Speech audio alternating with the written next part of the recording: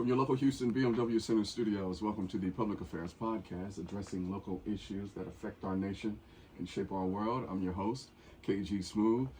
Glad to see one of my favorite people in Houston back in the studio live. You know, during the scamdemic, we were talking over the phone a lot. So, ladies and gentlemen, please welcome the CEO of Rebuilding Together, Christine Holland, back on the show. KG, I'm so excited to be here live in the studio. It is great to be with you again and with your listeners as well. Always. It's always a pleasure, Christine. And you brought some fellas with you. We have your CCO of Rebuilding Together, Thierry Chenko? Thierry Chenko. Chenko. That's the right. T is silent. That's So right. Thierry Chenko. All right. And we got DeMarcus Foster, who is the Neighbor Connection Project Manager for Northern 3rd Ward Change Happens. What Yes, a sir. title. Welcome to the show, everybody. Thank you for having us. Thank you. So Christine, you know we got to go through the brief history of Rebuilding Together. You all have been around for over 40 years, and you do great things in helping, rebuild these homes. Just tell the people real quick who may not be familiar with you what you all do. Sure. Rebuilding Together, we're actually 41 now. 41. We are the only organization in our region to repair the homes of low-income families at no cost to them. We do hundreds every year, disaster or no disaster, and we've now served 14,753 families. Wow. And we've had the benefit of having had over 300,000 volunteers. Wow. So That's nothing to scoff at. I mean, you must be proud. I'm proud, but we have so much more work to do. And that's why we're here today, to talk about what else do we still have to do. Mm-hmm. And I have to tell you, the thing that is foremost on my mind is Thierry has been helping me do some research and put some numbers around what is the size of the issue that we're talking about. So how many homeowners in Houston are living with their families in homes that are unsafe? This is a number. 125,374 families in Harris County need the help. That's our estimate. And we know for sure how many low-income families there are that own their homes. We also had information from the Kinder Institute that in a recent survey they did, homeowners self-identified. 44% of them said, my home needs work. And so we have to figure if these are low-income families, it's probably higher than 44%. And I think that many people in our community don't realize what this number is. Because these are the neighborhoods some of us aren't even driving through, right? Yeah. So in a way, these folks are invisible to most people. They're certainly not invisible to the people that live in those neighborhoods. And I'm just here to say we need help. We need more funding. Another wonderful Thierry statistic is that we turned away over 60% of the homeowners who called us last year. What? It hurts to turn these people away, but we can't put them on a waiting list that's infinite. Yeah. We want to be fair and accept applications from people that we can expect to help in the near term. Yeah. So today I brought these guys with me because they are on the ground doing the work, and I'm going to let them tell the story of what's going on with us and our partnership in the 3rd Ward and what we've got coming up there. Yeah, absolutely. For sure. Thierry, you just having that idea and that thought to break it down, like what was that like, just going through or just trying to figure out what the number was? It was sad to see. We know just from the calls that we received that there are a ton of homeowners in this city, in this county that need our help. So actually being able to put a number to it really showed just how big the need is in our community. Was there a particular community or neighborhood that needed more work than others? I think there are a number of communities that need the work, but our focus, and even for Black History Month, is in 3rd Ward. And 3rd Ward alone, we estimate have over 1,000 families that would need our help. Indeed. And so, DeMarcus, with you being part of the Northern Third Ward, Change Happened. how did you all hear about this, or was this a collaboration? Did you all reach out, or did Rebuilding Together reach out? How did that happen? I just think it's a mutual collaboration. We have many milestones, one of them being housing, where we want to, tackle certain needs of the neighborhood. So once we heard about what they were doing, we were, just ready to hop on it and partner with them, just because it meets our milestones. And it's something you can see visually, like they gave you a number, but it's something that you see as you're driving down the street. So it's definitely a need. Indeed, and this is something, Christine, that you all are doing for Black Heritage Month, and you also have a great partner in that, which would be Radio 1 Houston, 97.9 The Box, Praise 92.1, and Magic 102.1. I was very delighted and surprised when they mentioned this in our programming staff meeting that we had, and I was like, oh wow, like that's good. They've been on the show for years. I've had Christine on for years, so to see us finally collaborate, because I know initially, after Harvey, we were trying to do some things. So how did this partnership come about? Well, as I said, we can't say yes to everyone. And part of the way we try to work is in what we call a community revitalization model, meaning we focus our efforts in a specific community so that a couple of years from now, when DeMarcus drives down the street, when we drive down the street in the 3rd Ward, we can see tangible proof of what we've done. Mm-hmm. If we work all over the county, it's scattershot, and you don't get the cumulative effect. Whereas if you've got a bunch of houses in a specific neighborhood, then maybe some of the folks with resources decide, oh, maybe I should spruce my house up. Maybe the small business down the street says, hey, neighborhood's looking up, maybe we should stay here. So we very specifically chose to find partners in the 3rd Ward because it is one of the neighborhoods where people are most likely right now, we believe, to be displaced because of the amount of new construction that is going on there.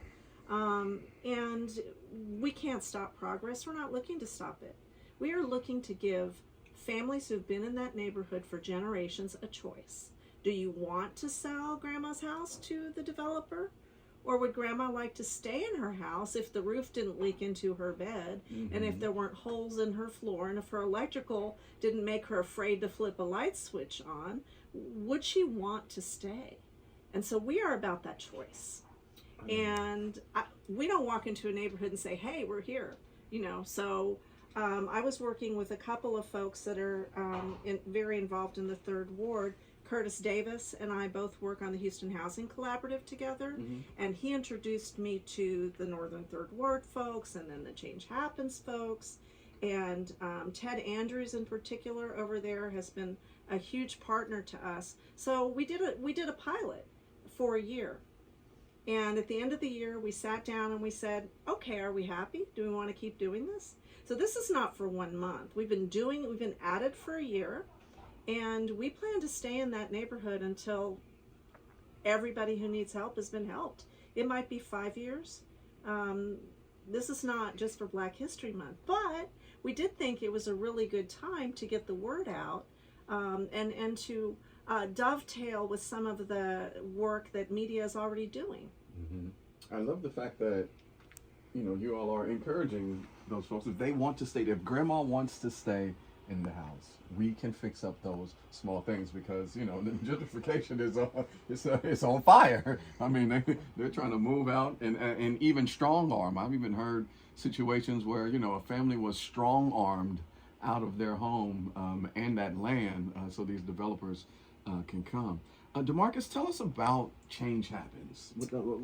Who is Change Happens? What is it that you all do? Change Happens is a nonprofit, a Black-owned nonprofit. So we're always in the community offering social services, from outreach services to youth services to adult services, which would include them going into the schools, helping out the homeless individuals, signing people up for Medicare, Medicaid.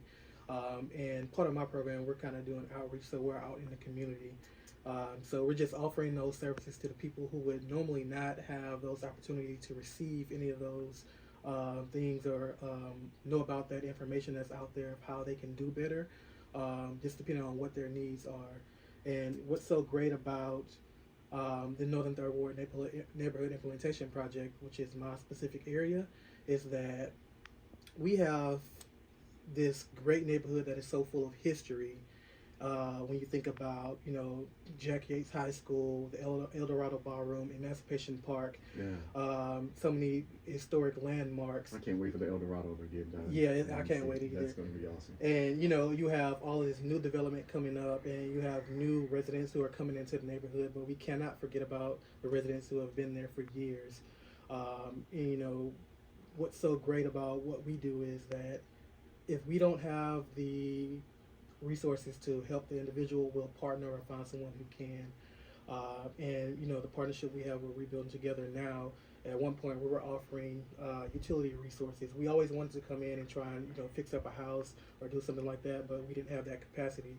So with Rebuilding Together, we now have that capacity to fix up different homes, more so outside of just utility resources and things like that. So it's really a great resource for the residents of the community and the neighborhood just in general. Indeed. You're listening to the Public Affairs Podcast, and we're talking to Christine Holland, CEO of Rebuilding Together, to Ari Chenko, who is the CCO of Rebuilding Together, and Marcus Foster, the Neighborhood Connection Project Manager for Northern Third Ward Change Happens. For Black History Month, they have teamed up with Radio 1 Houston. We're going to be media partners with promoting Rebuilding Together Houston on this incredible project that they have been doing for 41 years. And so, to Ari, since you've taken on this role, what has been a culture shock with, some of the information that you have learned, or the people that you've met, or any stories that you've heard? Yeah, I would say really it's the size of need, coming in and being aware of the housing needs that folks face in the city. I knew that, the number was high of people that needed resources and needed help in terms of home repairs, but to see that it's over 125,000 people that need home repairs, it's such a big number. And so being able to now do work like we're doing for Tyler Lewis's family, who we're working on her home for Black History Month, it's just really neat to be able to come in and do that work, and especially with her family story, where she got the home from her mother, who died. So she graduated on May 2nd, 2016, and she took over ownership of the home May 4th, 2016, after her mom passed away. And so you're talking about a third generation, third ward resident. Mom bought the home almost 30 years ago, and being able to pass that home down to her daughter is just phenomenal. And that's the type of work that we're able to do for families. Yeah, and how does that make you feel? It's always, when I give, I feel amazing. I feel great because I know it's going to come back. But knowing that you are literally changing people's lives with the work that you all do, how does that feel? It's really humbling. It's humbling and it's rewarding. It's even in the case of Tyler Lewis, where she said that if these repairs didn't happen, she would have considered selling the home, and the home wouldn't have been able to be a place where her family can come in. And it's now, because of these repairs, she can bring family members over. If there's a need in the family, she knows that her house can serve as a place where folks can get what they need. Indeed. Christine, how are you all looking on volunteers? Do you have enough? Do you need some more? Well, I always say that construction is the engine for home repair, but the volunteers are the heart. And so we always need more volunteers. And it's really easy to go to our website and look at the volunteer opportunities. So there are opportunities for crews. A lot of our long-term crews come from corporations or from churches, right? So groups can come in and work with us. Individuals, we will match them up to houses where maybe the crew's a little light. If they want to do some home repair, we have small skilled crews that build ramps. We have a big need for people that know how to do home repair to be crew leaders.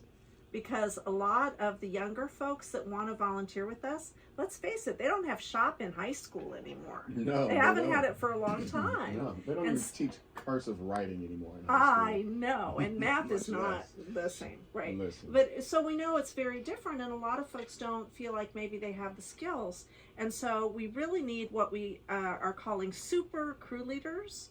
So that would be men and women who feel like they can look at a house and figure out how do 20 volunteers put this together again.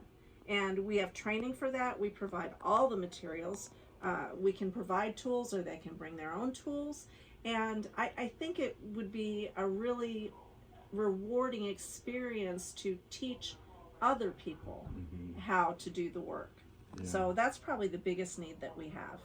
But, you know, back to 125,000 families, Right. we can't put volunteers on a house until the construction has been done.